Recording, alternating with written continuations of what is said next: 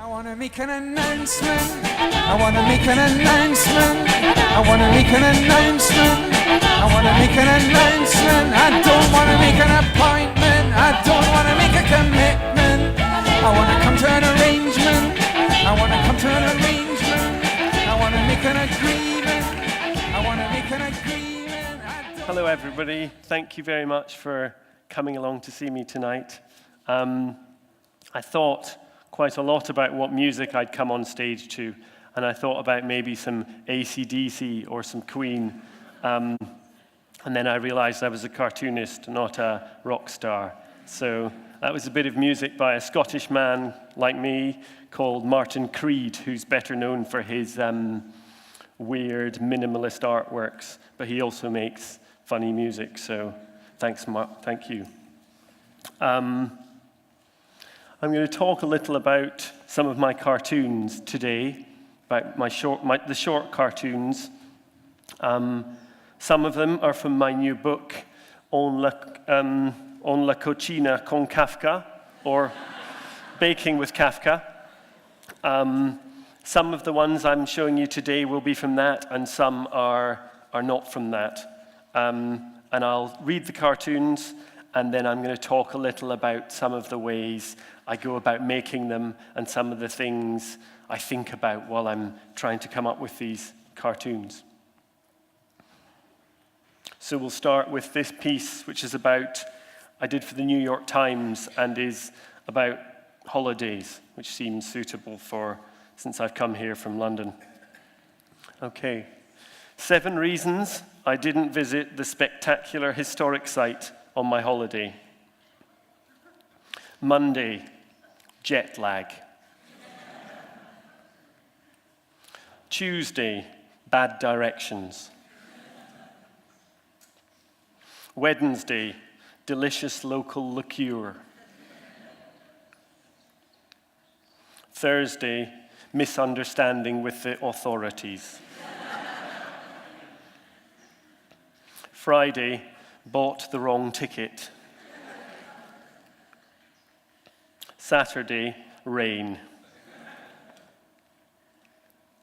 Sunday, closed for festival. And that's the end of the holiday. I quite often find the best themes for cartoons are things like failure, things going wrong, maybe things that you think are going to happen and then they don't. The kind of things that are kind of the enemy of good storytelling when you're telling a proper story. But for a short cartoon, the humor can come out of a lot less than you need to tell a proper story. And the cartoon that gives the collection its title is an example of that. This is Baking with Kafka.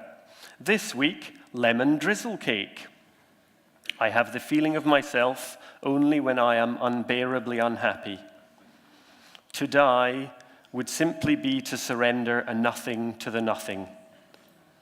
The meaning of life is that it stops. Next week, banoffee pie. And this cartoon was made for the Guardian newspaper, who I make cartoons for every week. And one of the things that I do to try and find humor in different situations is to think what's the opposite of something. And this week, they asked me to do a cartoon about baking because there was a very popular television show, The Great British Bake Off. And I thought to myself, what's the opposite of the jolly, friendly loveliness of nice people baking each other cakes? And it was the kind of dark seriousness and heaviness of Kafka's writing. So once I have 2 unexpected things to put together, really the job is half done with that. And then I just have to present it in the most interesting way. And actually all these quotes are real quotes from Kafka's letters and from his diaries. So he was as unhappy in his life as he was in his writing. And I don't expect people to know that when they see the cartoon, but I like the idea that maybe somewhere there's a Kafka scholar who's impressed by seeing this stuff. So that thing of unexpected things coming together, I think, is one of the themes of what I'm going to show you tonight. So this is the review, this is the cover of the review section, which publishes most of my cartoons in The Guardian. And it's the section where they review arts and books, mainly books. I rarely do the cover for them, but they had a cover they wanted done about time travel, and they called me up knowing I like drawing nerdy things. So I guess the unexpected things coming together are the far future of the time traveler, today, the selfie of today, and the far past of the caveman. But what's great about this magazine is not that they occasionally ask me to do the cover, it's that every week for the last 12 years they've asked me to make a cartoon. And I think if I had every week to think of a cartoon completely on my own, I wouldn't have been able to do it for 12 years. But what happens is the editor gives me a theme for the cartoon. And the one I'm going to show you, the theme was snobs. Someone had written this piece for The Guardian, talking about the greatest snobs in literature. And that was a good theme. I mean, I think snobs are a good comedic stereotype, and so as soon as they gave me that, I knew it was an opportunity to make a good cartoon. And the Guardian review can be quite highbrow. It can be about high literature and very thoughtful, clever people writing serious pieces about Jonathan Franzen or Jane Austen.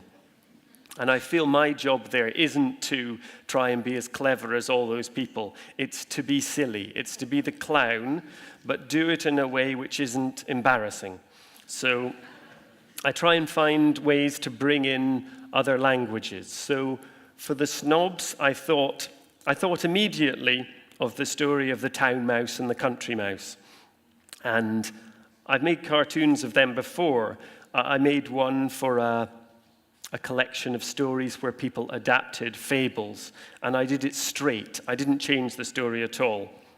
So we have this slightly snobbish town mouse saying to his cousin, "Oh, cousin, how can you put up with food, such poor food as this? I suppose one cannot expect any more in the countryside."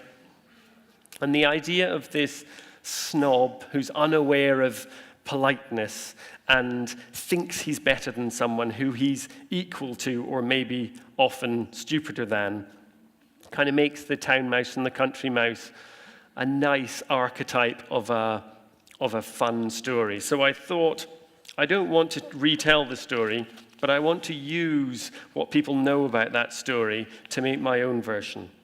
So I'll now read you Town Mouse.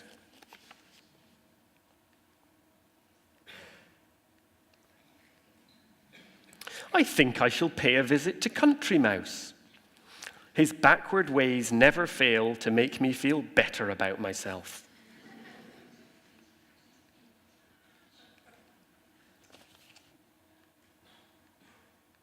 Oh, hello, hipster mouse. What are you doing here? I'm Airbnb-ing Country Mouse's place while he's on holiday. Holiday? Yes, he started a Simple Mouse vlog and lifestyle brand, which made millions. He's gone yachting with Super Rich Mouse. Well, well, Country Mouse is certainly moving up in the world. I'll call him. Perhaps I can join them.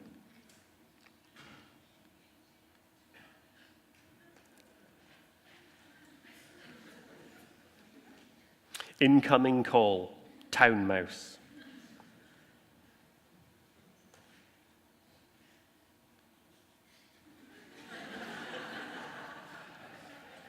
No answer. How odd. I'll try him again later. So that cartoon, like all my cartoons, started out in my sketchbook. Whenever The Guardian tells me the theme of what they want a cartoon about, instead of rushing to sit at my drawing desk and make a drawing or go to the computer and scan a drawing in, I try and get away from the computer and the drawing desk. And I go for a walk, and I drink some coffee in a cafe, and I sit with my sketchbook, and I doodle, and I draw, and I try to think around the idea. I try not to rush to come up with a finished idea. And it might be that I come up with a few ideas in the sketchbook, but in this case, the town mouse, country mouse thing came together quite quickly. But because the cartoons in The Guardian are very small, I quite often have to edit things out. And I was a bit disappointed that the golf-playing suburban mouse had to be edited out. But that often happens with The Guardian. And I think what's good about having to tell the stories in such a tiny space is they do have to become more iconic and more simple and more to the point. And I think most of the time that makes them funnier. And this is one last version of the town mouse and the country mouse I'm going to read to you. I can't remember what this was inspired by. It was something to do with different genres. So we've got the classic version, science fiction. I'm quite proud of the Mad Max type country mouse who's sadly lost an eye fighting some robots or something. Action adventure, horror, experimental, and murder mystery. I mean, I like playing with genres. And the other thing which is maybe a bit of a strange thing, a lot of my friends who aren't cartoonists imagine that I'm having fun all day.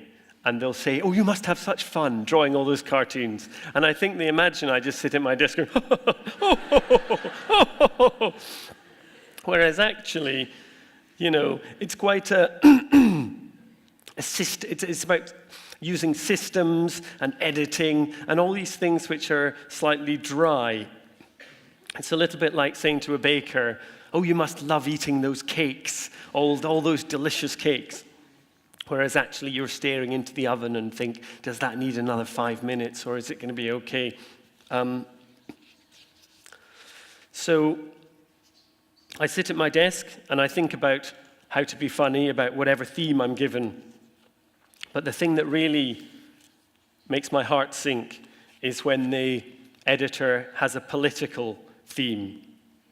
People often assume because I draw cartoons for a newspaper that I draw political cartoons. And I don't. As you can see, they're generally about literature. But occasionally, the theme means I can't avoid making something a little bit about politics, which kind of frightens me. I'm a bit of a coward. I don't like the idea of being attacked by angry people from, I don't know who they are, but I imagine they're out there.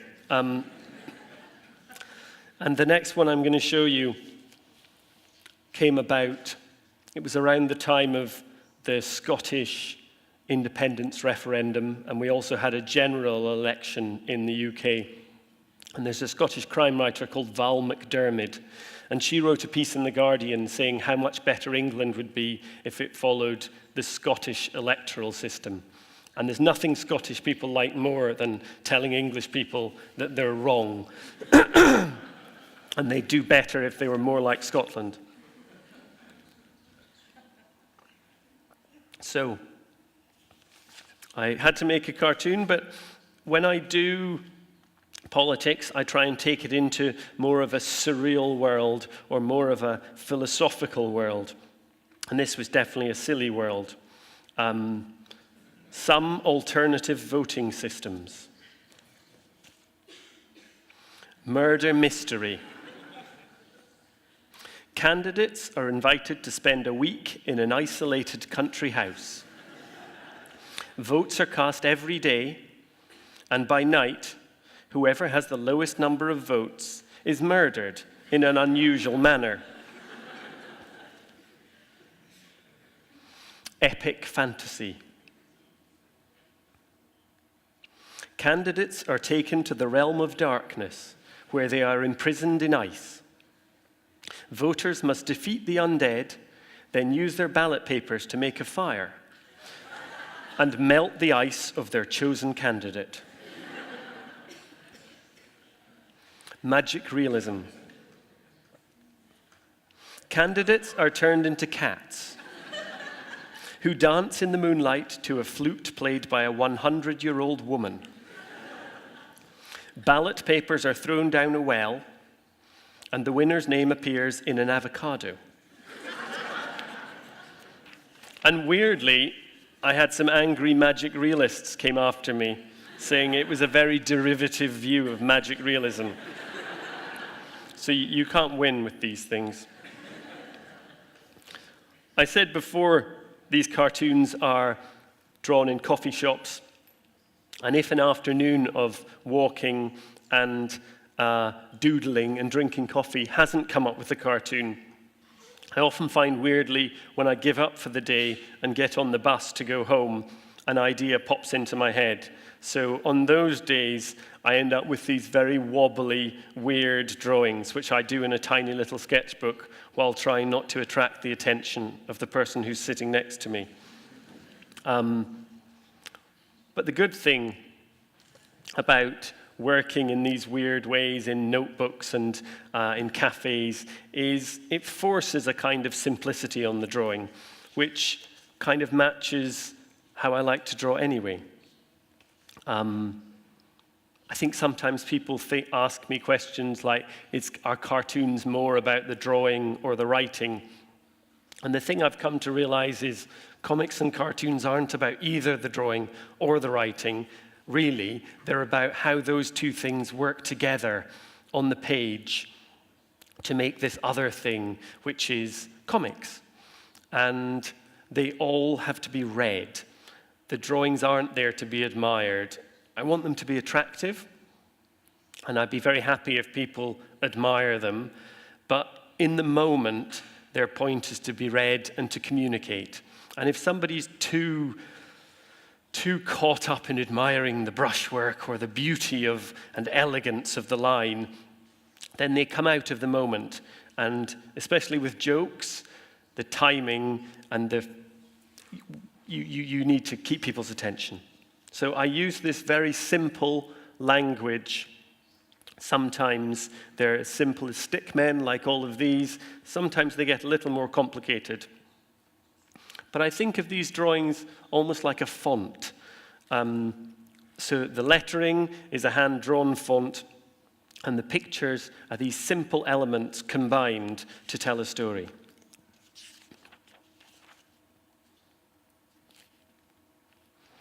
I'm now going to read you a cartoon called Failure. This was inspired by a piece in The Guardian where they got various famous writers to give advice on failure. And they asked J.K. Rowling, the author of Harry Potter, to give some advice on failure. And I thought if I felt like a failure, the only thing which would make me feel worse would be getting advice from someone who is so incredibly successful.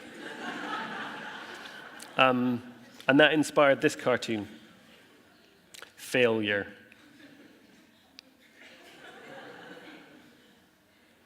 I am an abject failure. Better a failed fountain than a successful puddle, I suppose. Failure plays his trumpet at dawn, but success rides his bicycle through the woods at night. What? Failure is to success as a thimble is to a rhinoceros. Please stop now. So I had a lot of fun making up these two little guys. I started doing these comics for The Guardian about the time my first daughter was born. So the kind of language of children's books, the books I might be reading to her in the evening, kind of came into the comics, but also got twisted into this depressing story. What I did enjoy when I was making this story was not only designing the funny little characters, trying to get one of them to kind of feel heavy and sad, and the other one to be suitably annoying, the sort of person who everything goes well and a crown probably just fell on his head that morning. But the other thing I enjoyed was making up these ridiculous self-help phrases he has. I mean, some of them I couldn't put in, such as, "Don't let the bird of failure build a nest in the tuba of success." And what else was there? "It is hard to hear the flute of success amidst failure's bagpipes." That was a bit of a testing one for the translator, I expect. Thank you. And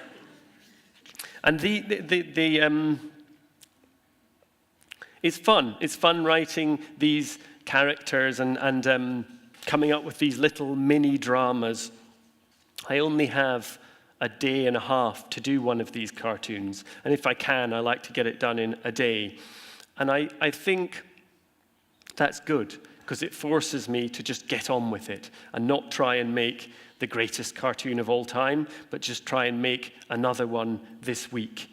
And at the end of the year, I've got 50 of them, and at the end of 3 years, I've got a book of them, which is quite different from writing graphic novels, which I do as well, which feels much more like a big process, whereas this feels like it's broken up into lots of little bits.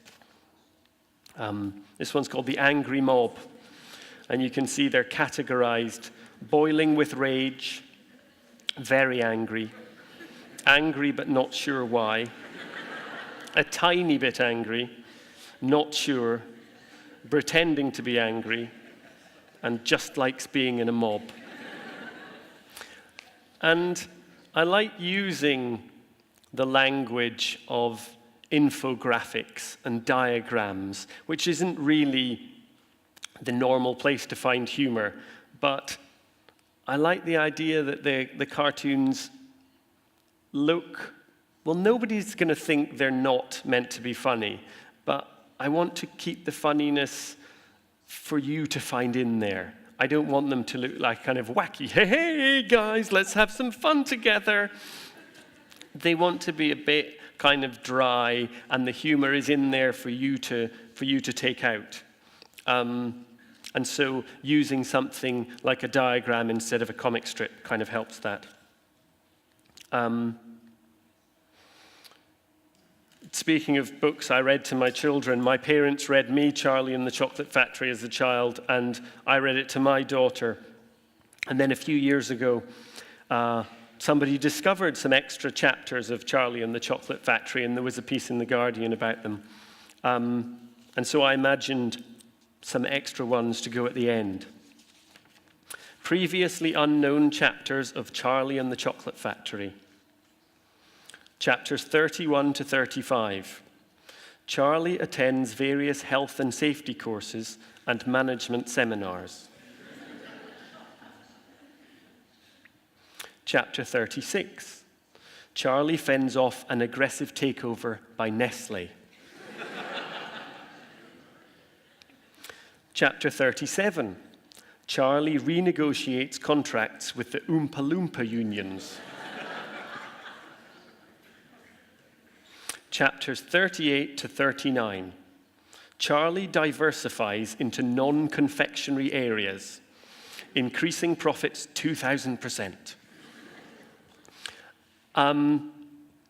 And you know, these cartoons, I think if everything in a cartoon is silly, it just turns into a sort of surrealist nonsense.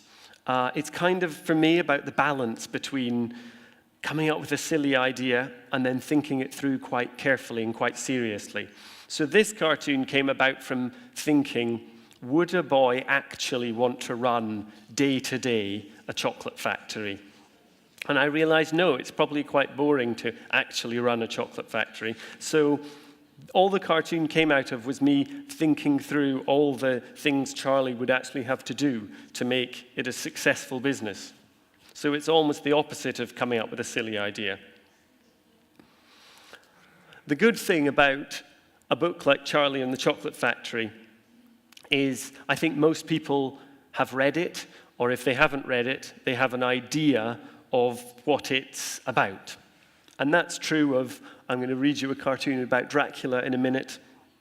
And most of the time, I don't want the cartoons to be only for people who have read everything or know every element of Jane Austen in detail. I try and play off the kind of general knowledge that people have of the cartoons. Sometimes there might be a little Easter egg in there for the real aficionados, but it's not required. I mean, I think I made 3 different cartoons about Jane Austen before I read any of her novels. And then I felt guilty, and I read Pride and Prejudice out of guilt, and actually it's a brilliant novel, and I recommend it to you all. So I was silly not to read it before. So this one is called Airbnb Reviews of Castle Dracula. Old world charm. As the host says, the walls of my castle are broken, the shadows are many, and the wind breathes cold through the broken battlements. But we were enchanted. Thanks, Count. Bring earplugs. I was kept awake by the howling of wolves. Host was completely unsympathetic. Just said, the children of the night, what music they make, and crawled out of the window. Don't bother. My wife was bitten by something in the night and has become an undead monstrosity with wanton desires and an unquenchable thirst for human blood. Also, terrible Wi-Fi. So I had a very strange afternoon writing that cartoon, simultaneously scouring Dracula for descriptions of the castle and reading Airbnb reviews to try and get the language right. I mean, these cartoons are always in my silly world, but I want the details to kind of help sell them. So it's a way of trying to find a way of drawing which is my style, but maybe has some of the banal flatness of an Airbnb photo.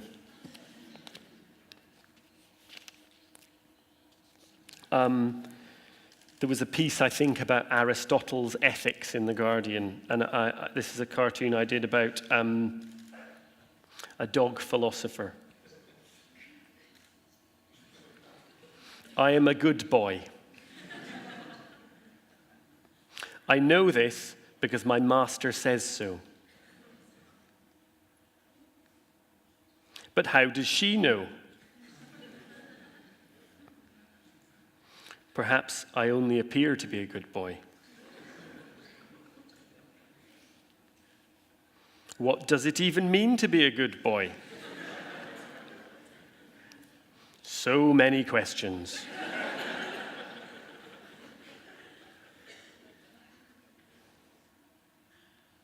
Who's a good boy? I am. And that one really just came out of realizing that the opposite of a philosopher was really a dog, a kind of happy, unthinking, simple being. And it's really just that phrase, good boy, and what does it mean to be good? And I'm very fond of that dog. I'm also quite fond of the 2 pigs in this next cartoon. I think someone had written a piece a bit like the Snobs one I showed at the beginning about pigs in literature. And they were all quite highbrow pigs. And so I did some more down-to-earth pigs. Have you noticed that the farmer has been using the words ham, bacon, and sausages a lot lately. Yeah, what do you think they mean? I'm going to find out.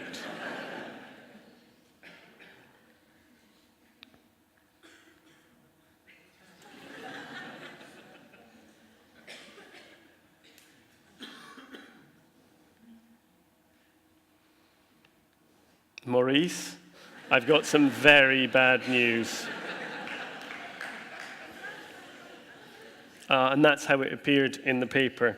I think when I realized the pig should be called Maurice, I felt like anything else I do in this cartoon is going to be fine.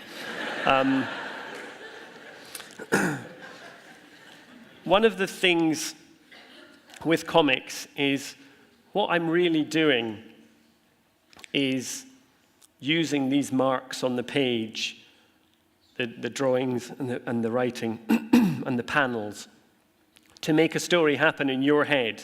I mean, you're the ones who are connecting these stories and turning it into a narrative.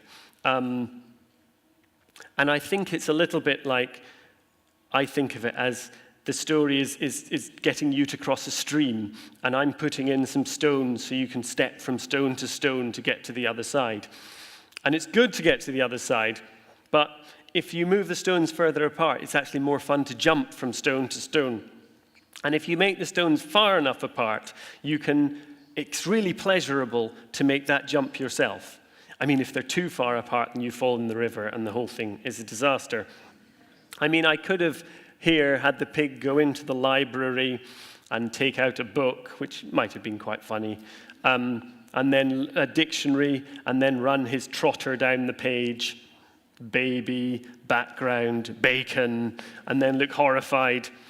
But I think what's enjoyable about a cartoon like this is that that's all left out. And it's all happened in your heads, but it doesn't need to be there on the page. And it actually ends, again, you're finishing the joke for yourself, imagining poor old Maurice hearing this terrible news and whatever else carries on afterwards. So I like that idea that I'm just giving little nudges and making suggestions and making a story happen inside somebody's head. It's maybe a weird thing to do, but I enjoy it. So this is the sketchbook page of the pigs. And you can see, I thought, if you look over on this side, there's a pig thinking ham, bacon, gammon, what are these things? And then most of the rest of the page is just trying to figure out how best to tell that story, how to chop it up into panels and exactly the right text to use. And the nice thing about a sketchbook is, unlike on the computer, where you end up with a perfect finished item, all the working is there. And it might be that I go back to that sketchbook and look for ideas when I'm stuck on something else. And I like the fact that they're all contained in there. And you can see a load of stuff in the other corner which had nothing to do with the pigs and was whatever the next thing I was thinking about. But I like the idea of these unrelated things coming together, and maybe a new idea is formed by two things which were never meant to be next to each other. I think all the cartoons I've shown so far were for The Guardian, but a few years ago, New Scientist magazine came to me and said, we'd like you to do what you do for The Guardian, but for us and about science. And I'd worked for them a bit drawing pictures, and I liked the magazine, and I have a vague interest in science, but I was a bit anxious because I felt my base level of knowledge for literature was not bad, and my base level of knowledge for science was very low. And it was a bit like turning up for the first day of school and hoping that I could make the bullies laugh and I wouldn't have lots of angry scientists cross at me for, getting the formula for methane wrong or something. But I've realized, a bit like with The Guardian, my job at New Scientist isn't to be as clever as all the scientists who are doing their thing, because the whole rest of the magazine does that. It's just to find a funny way of looking at what they're doing. So I tried to educate myself, listen to science podcasts and read the magazine and read books, not so much to get the facts right, because they can always help me do that, but just to inspire myself. And this cartoon was the result of that process. It's called The Device. The experiment takes a pair of twins. One continues her normal life with no changes, while the other pilots a superfast spacecraft across the solar system, visiting all the planets and moons and spending a few days living on each.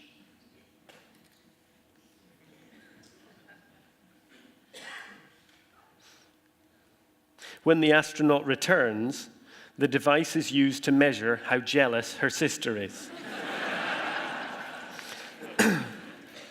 And that one was inspired by a real story about these two guys who are American identical twins. And one of them was sent to live on the International Space Station for a year, and the other one stayed in Florida. And the scientists were very excited because they could compare and see if the DNA of the space one had changed. But I think if you look at this photograph, you can tell that the guy in front, who has a genuine happy smile, has had a trip of a lifetime to space, which he can tell his grandchildren about. And the other guy, I just think you have to look in his eyes to know that he was the one who stayed in Florida and went to Starbucks and probably had to have all the same awful blood tests and things done, and tells his grandchildren about his brother going to space for a year. It's weird, after looking at all these minimal, simple people with dots for eyes who come from the kind of boiled down minimalist world of the cartoons, these guys suddenly look horribly fleshy and sort of pink and alive. And I find it's a slightly unpleasant picture. And the more I look at it, we'll move on. I feel too sorry for the moustache guy. In a moment, I'll read this cartoon called The Hills. It came from one of the weeks when they asked me to do something about politics. And even though I said my heart sinks when I'm asked to make a cartoon about politics, I've actually realized that often it spurs me on to go outside my comfort zone and to make something a bit different. And I maybe have to think a bit differently. And when you've made, as I have, 12 years of cartoons, like 500 cartoons, one of the aims is not to repeat myself. Sometimes they'll ask me for a cartoon about science fiction versus proper literature and which is best, which is an argument which often happens in The Guardian. And I think, I've done that cartoon a number of times. But the political ones kind of push me to go somewhere different. This one is called The Hills.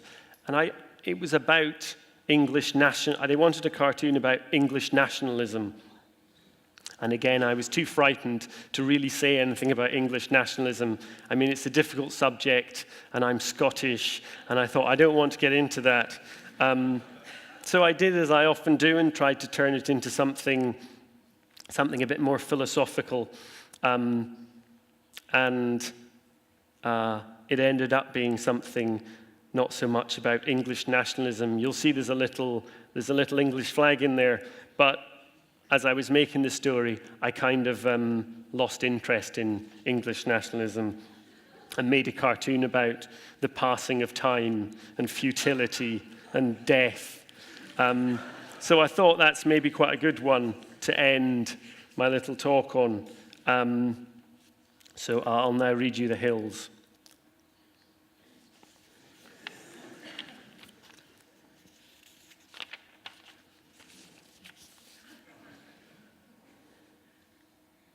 Hey, Frank. What? Never mind. You had something on your head, but it's gone now. And that's the end. Thank you very much.